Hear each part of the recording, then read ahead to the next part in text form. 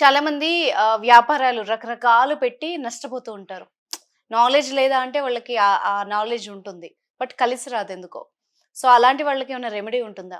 ఇప్పుడు మనం ఎవరమైనా సరే గ్రహాల ఎఫెక్ట్ ఉంటది మనిషి మీద. హ్మ్. ఈ గ్రహాల అనుకూలత లేకపోతే నువ్వు ఎంత బిజినెస్ చేసినా గానీ కలిసి రాదు. హ్మ్. లాస్ అయితాం.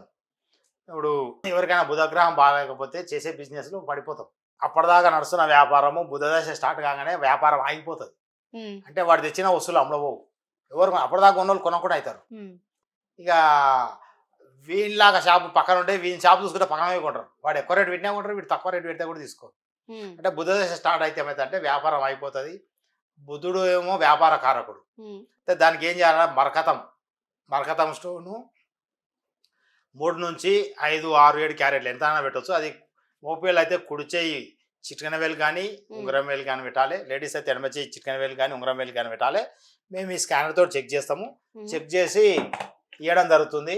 ఇస్తే ఏం చేస్తదంటే అది పెట్టుకున్నాక వ్యాపారం మళ్ళా స్టార్ట్ అయితది ఎప్పటోలే. దాన్ని ఇంగ్లీష్‌లో ఏమంటాం మెర్క్యూరీ అంటాము. ఇవేంది పెసల్రు. నవధాన్యంలో పెసల్రివి.